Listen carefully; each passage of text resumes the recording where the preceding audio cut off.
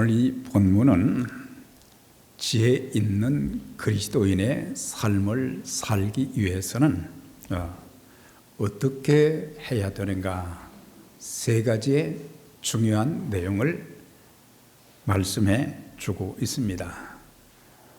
지난주에는 세월을 아끼라는 말씀을 전해 드렸습니다.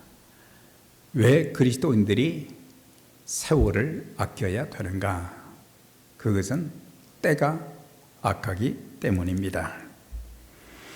우리가 사는 세상은 사단이 왕노릇하며 또한 이 땅에 사는 사람들을 미혹해서 하나님을 거부하게 만들고 우상 숭배하게 만들고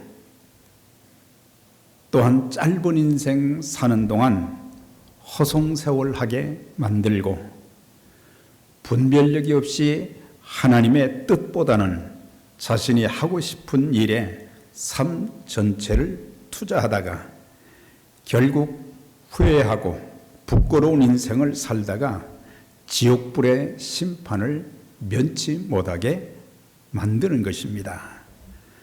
그렇기 때문에 이 땅에 사는 동안 그리스도인들은 하나님이 주신 지혜로 사단을 대적하고 물리치면서 하나님의 성령으로 충만하면서 하나님께서 부여하신 그 아름다운 사역을 지혜롭게 감당하고 또 지혜롭게 살고, 그래서 하나님의 뜻을 이루어 드리는 자들이 되어야 할 것입니다. 초대교회 교부 크리소스톰은 그리스도인들이 인생을 지혜롭게 살려면 세 가지를 유념해야 된다. 첫째는 더 이상의 과거의 실수를 되풀이하지 않기 위해서 지나간 과거를 먼저 돌아보고 그 실수를 반복해서는 안 된다. 사실 우리의 지나온 삶을 보면 하나님의 은총과 하나님의 축복도 참 많지만은 우리의 삶, 또 우리가 하나님이 주신 직분을 가지고 일을 할 때에 참 지혜롭지 못한 어리석은 부분들이 참 많았어요. 그래서 시행착오도 많이 하고 실수도 많이 하고 하나님 마음도 참 아프게 해드렸고, 실패하면서 우리는 쓴 잔을 마셨을 때도 참 많기 때문에 지나온 과거를 돌아보면서 더 이상 후회하는, 부끄러움이 있는 그런 삶이 되지 말라고 하는 거죠. 또 한 가지는 우선순위에 따라서 시간을 사용하며 하루하루 성실하고 바르게 살아야 된다. 세월을 아끼는 데서도 말씀을 드렸지만 우리가 시간을 사용할 때도 우선순위에 따라서 어떤 것이 제일 중요한 건지, 그런데 종종 우리는 가장 우선적으로 해야 될 가장 중요한 일들보다는 별로 중요하지도 않은, 또 하나님이 인정치도 않을 자기의 욕심과 자기의 목표에 따라서 그냥 살다가 가장 소중한 것을 다 잃어버리는, 빼앗겨 버리는, 아무것도 하지 않는 그런 삶을 살 때가 참 많은 거예요. 구원받은 하나님의 자녀들에게 있어서 첫 번째 우선순위가 뭐겠습니까? 첫 번째 우선순위, 우리의 우선순위는 먹고 사는 것이고 열심히 일하는 것뿐이고 엔조이하는 것이고, 그러나 예수 믿고 구원받은 하나님의 자녀들에게 1순위는 예배인 것입니다. 예배를 내 생명처럼 여기고 신실한 예배자가 되어지고, 또 하나는 하나님의 말씀에 순종하는 것을 그 어떤 것보다도 소중하게 여겨야 되는 것입니다. 세 번째는 내일을 준비해야 된다 그랬어요. 이것은 우리가 주님 앞에 설 날이 언제인지 아무도 모르는 거죠. 언제 주님 다시 오실는지 그것도 또 모르는 거죠. 네. 그날을 생각하면서 미래와 영혼을 준비하라고 하는 거예요. 우리가 이 땅에 살면서 인정받고 칭찬받을 만한 그런 일들이 무엇인지를 알고 그 일을 감당하다가 주님 앞에 섰을 때에 우리 주님께로부터 참 칭찬과 상급을 받을 수 있는 거예요. 그러면서 두 번째 말씀은 어리석은 자가 되지 말고 주의 뜻을 이해하고 그 뜻에 합당한 삶을 살아야 된다. 그리스도인의 최대의 소망이 무엇이겠습니까? 하나님의 뜻이 이 땅에 이루어지는 그 일을 위해서 우리는 최고의 소망을 갖고, 그리고 하나님의 뜻이 이루어짐으로 인해서 하나님께서 소원하시는 그 귀한 일들이 또 이루어지게 될 것이고, 믿는 우리도 이 땅에서 의미 있고 풍성한 삶을 살게 될 것입니다. 하나님의 뜻이 무엇인지 알지 못하고 뛴 우리의 신앙의 경주, 우리의 삶이 그 수고, 이것은 시간을 낭비한 것에 불과한 결과로 끝나게 될지도 모르는 것입니다. 중요한 것은 하나님의 뜻이 무엇인지 그걸 알고 그 뜻대로 살아서 하나님께 영광을 돌리는 그 삶이야말로 하나님의 뜻을 이루어 드리는 삶이 될 수 있는 것입니다. 우리 주님은 이제 하늘 보좌를 버리시고 이 땅에 오셨는데, 이 땅에 오셔서 사시는 동안 주님은 하나님께서 나를 왜 세상에 보내주셨는가, 그 뜻을 아셨습니다. 그리고 그 뜻을 이루어 드리는 일에 자신의 목숨까지 들이셨던 것을 볼 수 있습니다.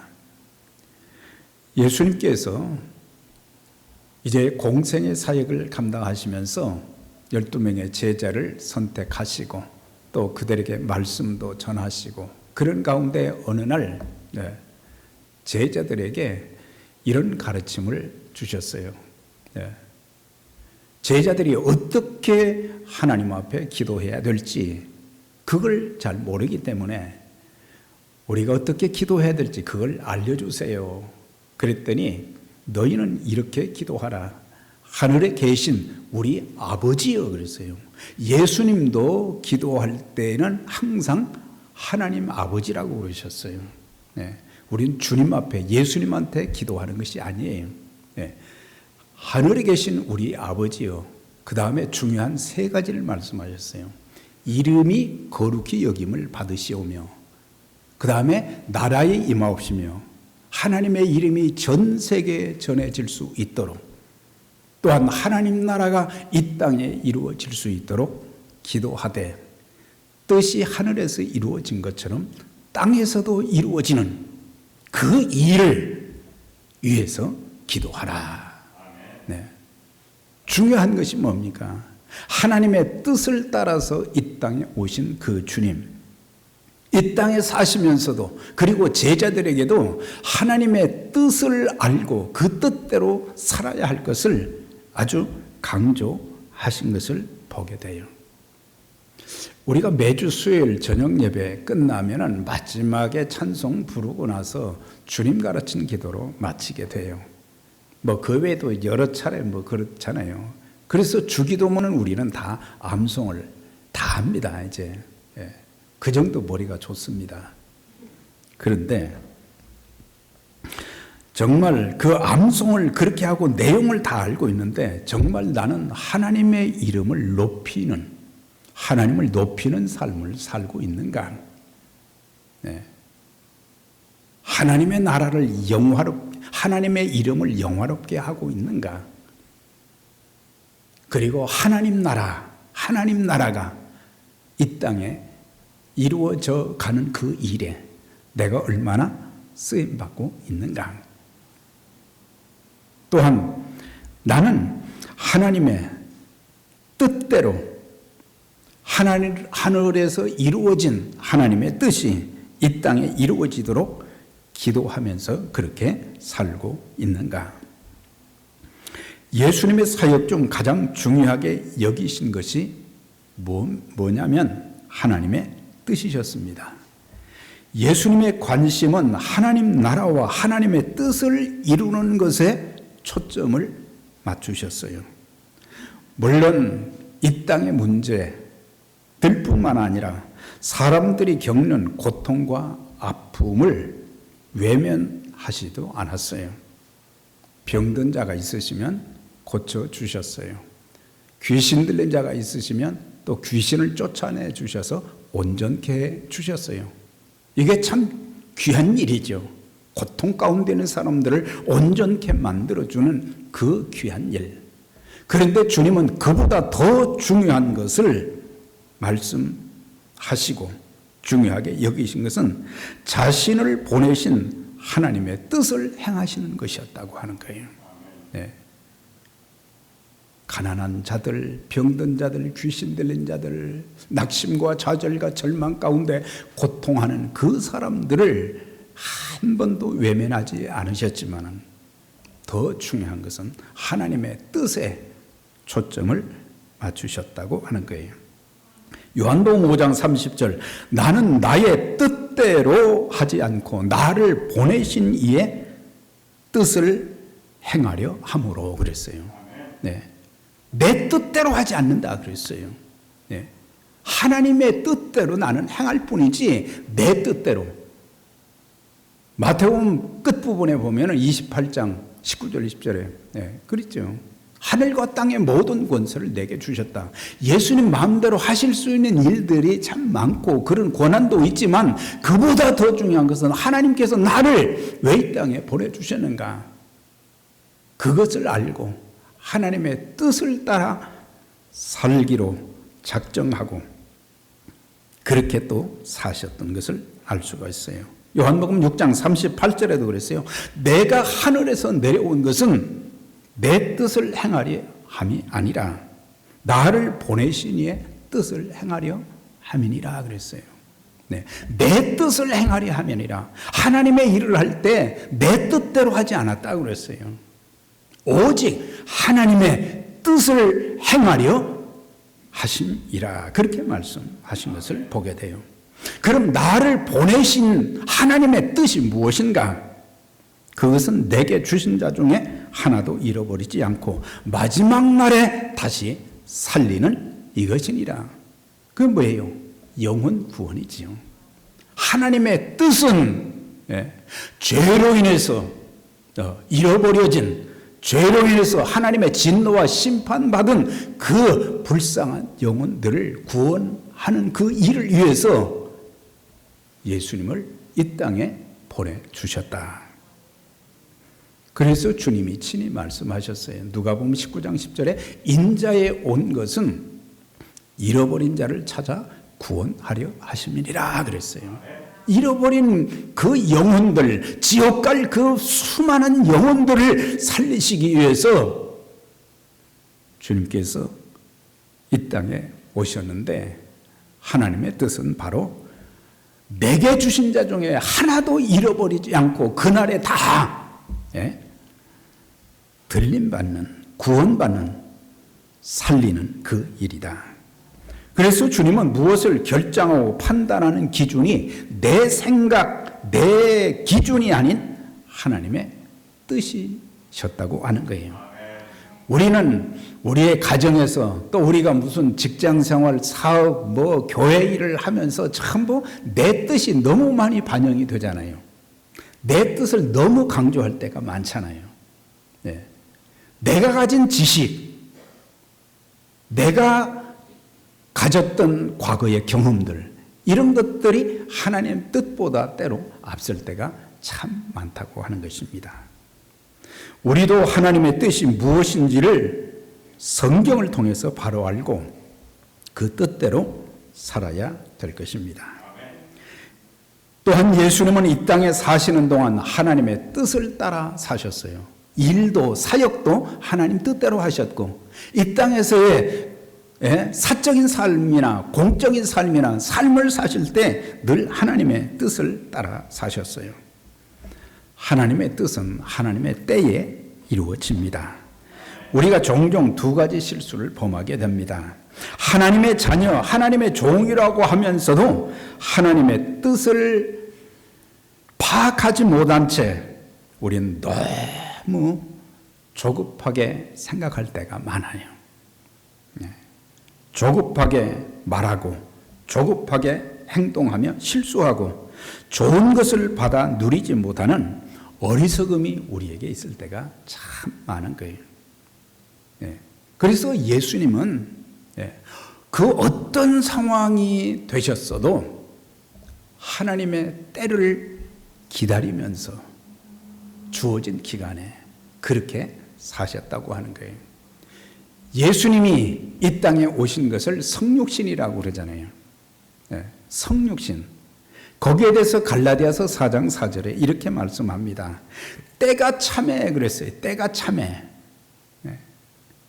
하나님의 뜻이 이루어지는 그 때가 참에 하나님이 그 아들을 보내사 여자에게 나게 하시고 율법 아래 있는 자들을 속량하시고 우리로 아들의 명분을 얻게 하려 하심이니라. 예수님께서 이 땅에 오셔서 속량하는 일, 구속하신 일, 죄를 사해 주시고 우리를 구원하시는 그 일, 그리고 하나님의 아들, 하나님의 자녀가 되게 하는 그 일을 위해서 오셨는데 아무 때나 오신 것이 아니라 하나님께서 보내주시는 그 때, 그래서 때가 참에 그랬거든요. 가장 적절한 때에 하나님이 보내주시고 우리 주님은 그 때에 때가 참에 이 땅에 오셨다 그랬어요. 우리가 살면서 조급할 때가 참 많지요. 너무 급하니까, 너무 힘드니까. 그렇지만 우리는 기도할 때도 즉시 주십시오 라고 하기보다는 하나님의 때를 먼저 구하면서 하나님의 때가 언제입니까? 그 때가 될 때까지 하나님 저 좀 붙들어 주시고 은혜 베풀어 주세요. 하나님이 행하시는 일이 얼마나 기기묘묘하고 놀라운지 그것을 내가 체험할 수 있게 해 주세요. 그러면은 하나님이 우리의 형편 다 알고 계시잖아요. 그래서 우리는 하나님의 말씀과 하나님의 때, 요한복음 7장 6절에도 예수께서 이르시되 내 때는 아직 이르지 아니하였거니와 너희 때는 늘 준비되어 있다 그랬어요.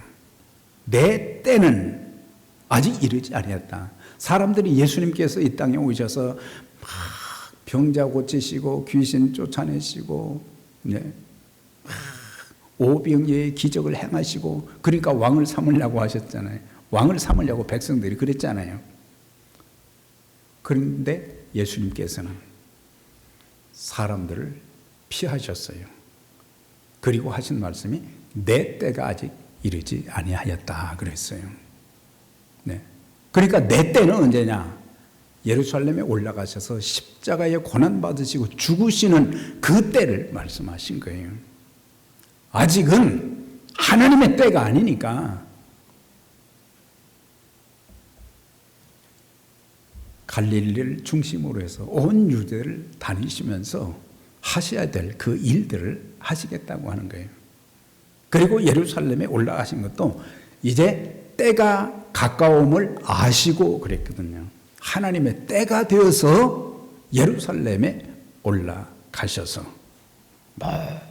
모든 고난을 다 감내하시고 결국에 십자가를 지시고 또한 물과 피를 다 흘리심으로 누구든지 예수를 믿음으로 죄사함과 구원받는 그 귀한 일을 하나님이 정하신 때에 자기 자신을 들여서 하시겠다고 하는 그런 내용이죠. 너희 때는 늘 준비되어 있다는 말은 하나님의 뜻을 알지 못하는 불신자들은 그들이 하고 싶은 대로 언제든지 자기들 하고 싶은 때가 있다는 얘기예요. 그러나 세상 사람들은 아무렇게나 자기의 때를 만들려고 그러지만은 우리는, 예수님은 하나님의 때를 따라서 모든 일을 행하신 것을 보게 됩니다. 그리스도인들도 이 땅에 살면서 때를 알며 살아야 됩니다.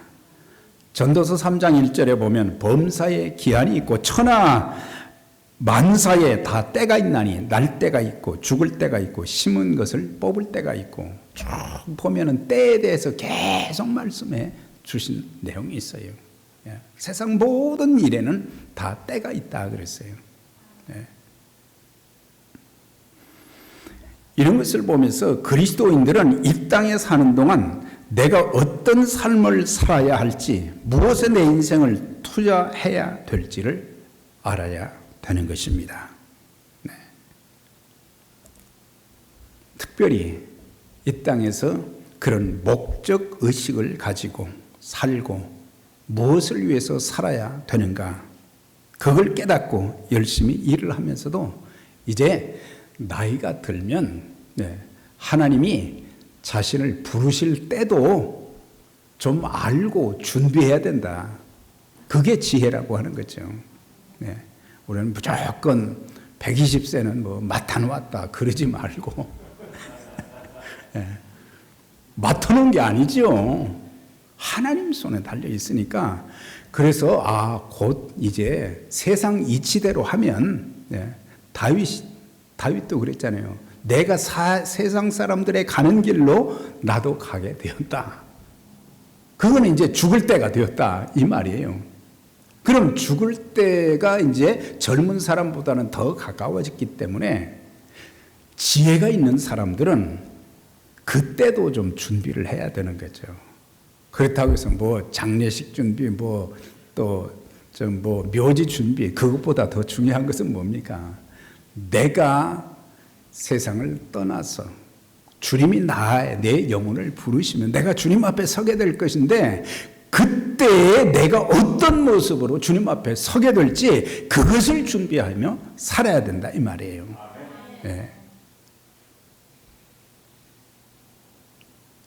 은퇴를 하신 분들 보니까 참 외롭다고 하시는 분들이 많이 계세요. 평생 그 일에 종사하다가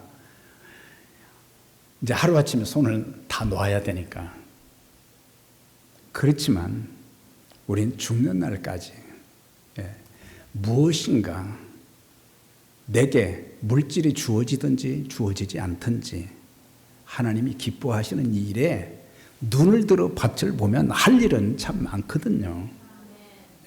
많은데 그 일은 하지 않으면서 외롭다. 외로울 시간이 어디가 있겠어요?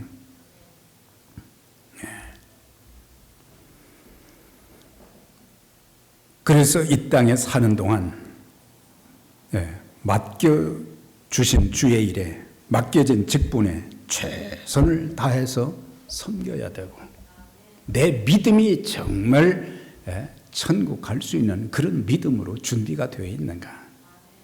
여러분들 죄송하지만 오늘 밤에 주님께서 저와 여러분들의 영혼을 부르시면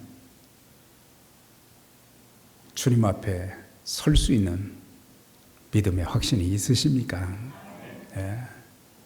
이거 초신자들에게 물어보는 그런 질문이 아니에요. 우리 모두에게, 교회 생활을 평생 하고도 내가 너를 도무지 모른다, 그런 말씀 들으면은 이거 기가 막힌 일 아니겠어요?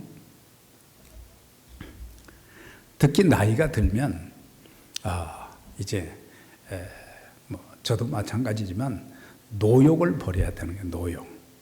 나이가 들면 이제는 비울 줄도 알아야 된다고 하는 거예요. 마음도 좀 비우고, 또 다른 것도 비우고, 그래서 좀 내려놓을 줄 알아야 된다고 하는 거예요. 내려놓을 때가 되었는데 안 내려놓고 죽을 때까지 하겠다고 하는 것은 참 안타까운 일이죠. 우리가 살면서 우리는 젊었을 때부터 지금까지 움켜쥐는 일에만 얼마나 몸부림쳤습니까? 그래서 내 손에 뭔가 가득 잡히는 것이 있기를 바라고 우리는 움켜쥐고 살았잖아요. 근데 나이가 들수록 손을 좀 펴야 되는 거예요. 손을 좀 펴서 작은 일이라도 하나님이 기뻐하시는 일에 좀 베풀고 쓰임받는 그런 삶. 그렇게 살다가 건강하게 살고 그리고 주님이 부르실 때에 참 아름다운 모습으로 주님 앞에 서고 그리고 숨을 거두면서도 참 평안하게 눈을 감고 주님의 품에 안기는 그런 감격, 그런 축복이 우리 모두에게 있기를 축원합니다. 우리 복음성가에 보면 이런 가사가 있어요. 주님 뜻대로 살기로 했네. 주님 뜻대로 살기로 했네. 주님 뜻대로 살기로 했네. 뒤돌아서지 않겠네. 주님 뜻대로 살겠다고 하는 그런 다짐이 우리에게 있어야 된다고 하는 거예요.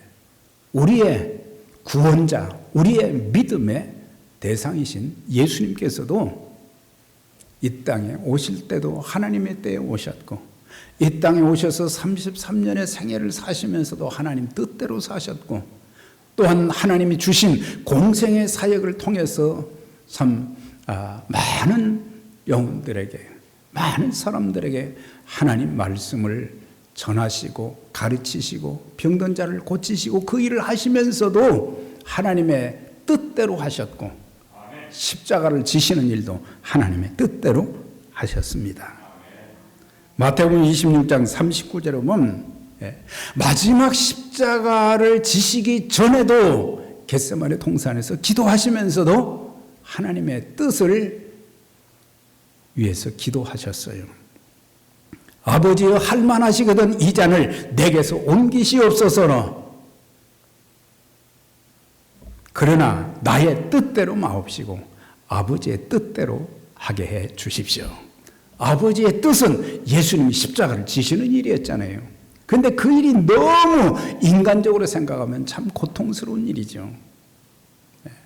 그렇지만 내가 십자가에 매달려 죽음으로 인해서 내가 흘린 그 피를 통해서 세상에 지옥 갈 영혼들이 다 구원받게 된다는 그걸 생각하니까 하나님의 뜻, 내 뜻대로 마옵시고 아버지의 뜻대로 되게 해주세요. 이런 기도를 들으셨던 것을 보게 돼요. 그러니까 예수님의 생애는 시작부터 끝까지 전부 하나님의 때에 맞춰져 있는 것을 보게 됩니다.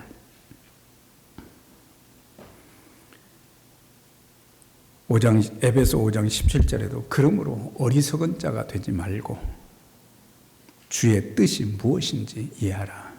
그러니까 주의 뜻을 이해하고 그 뜻대로 사는 자들은 지혜로운 자이지만은 그 주님의 뜻을 모르고 자기 마음대로 살고 자기 마음대로 행하는 그런 삶은 어리석은 삶이라 그렇게 말씀해 주고 있어요.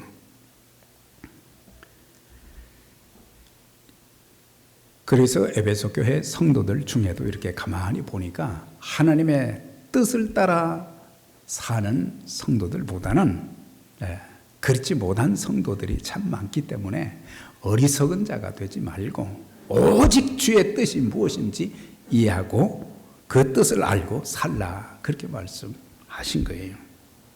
예수님 당시에 종교 지도자들이 있었어요.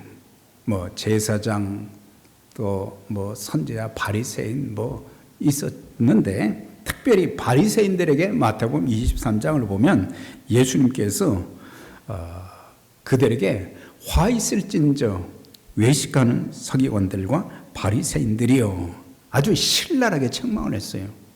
그런데 그때 당시 이 바리새인들을 보면 신앙적인 모습은요, 외적인 모습은 정말 따라가기 힘들어요.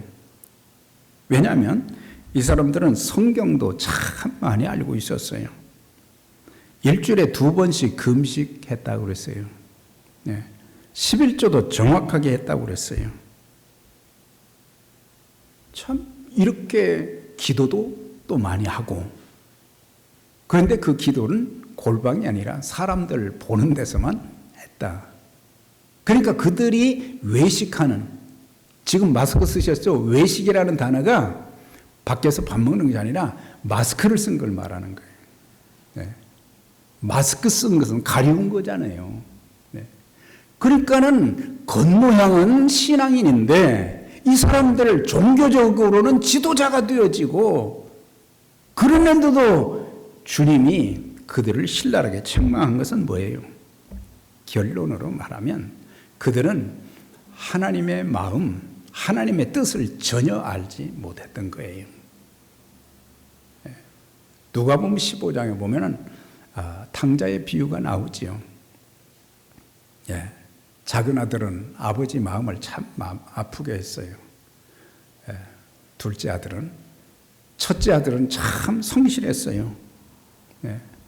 그런데 그 둘째 아들이 재산을 다 탕진하고 거지꼴로 왔는데 그 아버지가 그를 끌어안고, 그러면서 반갑게 맞이하고 목욕을 시키고 좋은 옷을 입히고 금가락지를 끼워주고, 그 다음에 동네 사람들을 초청해서 짐승을 잡아서 음식을 대접하고, 그 광경을 밖에서 일하고 돌아오던 큰아들이 그걸 본 거예요. 화가 막 잔뜩 났어요. 아버지를 원망하면서, 저는 지금까지 살면서 한 번도 아버지를 거역한 일도 없고 열심히 일했습니다. 속을 썩혀드린 일도 없었습니다. 그런데 지금까지 한 번도 나를 위해서는 염소 새끼 한 마리도 잡아주지 않더니 재산을 다 낭비한, 탕진한 동생이 오니 소를 잡아 잔치를 베푸니 자기는 잔치 자리에 안 가겠습니다. 집에 안 들어가겠다는 거예요. 어떻게 보면 굉장히 화가 날 일이기도 하죠. 그런데 첫째 아들의 문제는 뭐냐면 아버지의 마음, 아버지의 뜻을 전혀 알지 못했어요. 둘째 아들이 탕자고 나쁘지요. 그렇지만 아버지의 마음은 그 아들이 거지꼴로 와도 언젠가 돌아오기를 그렇게 기다리고 있었고, 늘 큰아들이 밖에 나가서 일을 하면은 또 둘째 아들이 혹시나 오지 않을까 늘 기다리는 그 애타는 마음. 큰아들은 아버지의 그 마음을 같이 살면서도 전혀 깨닫지를 못했다는 거예요. 어떻게 보면 왜 예수님께서 이 말씀을 하셨을까요? 오늘의 종교 지도자들에게, 교회 지도자들에게, 그리고 모든 성도들에게 말씀하시는 거예요, 그게. 오늘날 교회에도 이런 모습으로 신앙생활하는 자들이 있을 수 있다고 주님께서 말씀하시는 거예요. 우리들이 종교 행위, 예배 순서 우리는 다 알고 있어요. 성경 구절을 다 알고 있어요. 그렇지만 주님의 뜻과 주님의 마음을 너무 모른다고 하는 거예요. 교회를 가장 힘들게 하는 사람들이 누군지 아십니까? 신앙생활도 오래 했고, 성경 지식도 많고, 중요한 직분도 있고, 교회 일에 대한 열정도 있어요. 열심도 있어요. 단 한 가지, 주님의 뜻을 모르고, 주님의 뜻을 모르고, 성경 읽었으면 하나님의 뜻을 알아야 되잖아요. 기도했으면 하나님 뜻 좀 알아야 되잖아요. 그런데 실제 사는 모습 보면은 하나님의 뜻대로 살지 않아요. 실제 일을 하는 것을 보면은 하나님의 뜻과는 동떨어진 그런 모습들이 많이 있게 되는 거예요. 그래서 이제는 신앙에 연륜이 있고 그러면 저는 교회를 참 오래 다녔어요. 네, 교회 생활을 근 60년을 했으니까. 그런데 저 같은 사람에게도 그렇게 신앙생활을 오래 하면서도 때로는 주님의 마음을 아프게 해드린 적이 많다고 하는 거예요. 네. 여러분들은 그렇지 않습니까? 주님 마음을 아프게 해드리거나 주님의 뜻을 거스리거나 내 혈기, 고집, 내 주장 이런 건 내세우지 말고. 마태복음 7장 21절에 주님이 말씀하셨어요. 나더러 주여 주여 하는 자마다 다 천국에 갈 것이 아니요 오직 내 아버지의 뜻대로 하는 자라야 가리라. 주여 우리가 주의 이름으로 선지자 노릇하고 귀신 쫓아내고 많은 권능을 행치 아니하였나이까 하리니 내가 저희에게 밝히 말하되 내가 너희를 도무지 알지 못하니 불법을 행하는 자들아 내게서 다 떠나가라 그랬어요. 선지자 노릇, 귀신 쫓아내는 것, 많은 권능을 행한 것, 이거 얼마나 대단한 일입니까? 그럼에도 불구하고 내가 너희를 전혀 모른다. 머리가 핑 도는 거예요. 저에게 내가 너를 도무지 모른다. 평생을 믿음으로 살고 교회 생활하면서 살고 주일이 하면서 산다고 했는데 내가 너희를 도무지 모른다. 그러면은 얼마나 통곡할 일이냐 말이죠. 열심히 사는 것도 열심히 봉사하는 것도 중요하지만 어떻게 하는 것이 주님의 뜻인지를 알고 행하는 것이 중요한 일이다. 주님의 뜻을 알고 행한 자는 지혜로운 자요 반석 위에 집을 지은 자와 같지만 주님의 뜻과 상관없이 산 사람들은 모래 위에 집을 지은 자와 같아서 결국 수고한 모든 것이 다 무너지고 흔적조차 없게 된다.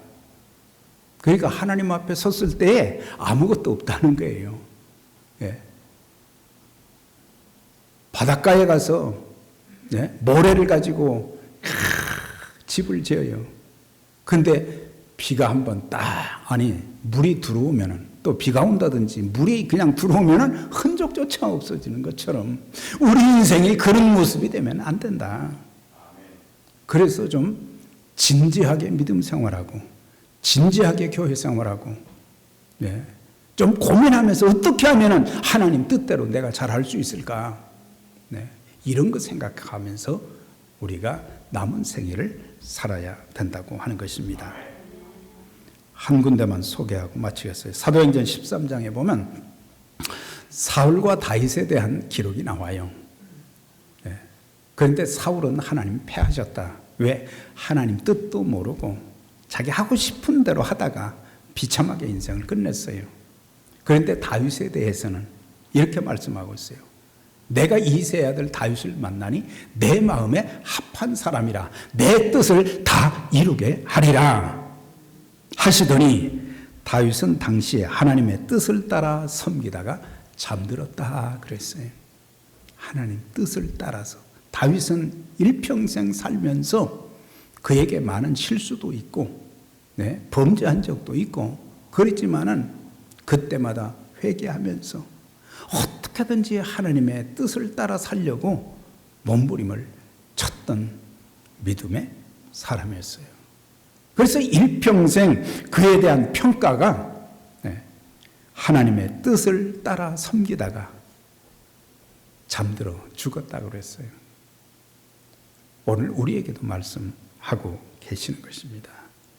우리의 남은 생에 내 뜻이 아닌 하나님의 뜻대로 하나님을 바로 알고 하나님께서 무엇을 원하시는지를 알고 그리고 하나님의 뜻대로 순종해서 하나님이 기뻐 받으실 만한 아름다운 신앙의 아름다움과 그 축복뿐만 아니라 나아가서는 주님 앞에 설 때에 참 잘했다 그렇게 칭찬받는, 상급받는, 하나님께 영광 돌리는 믿음의 가족들이 다 되시기를 주의 이름으로 축원합니다.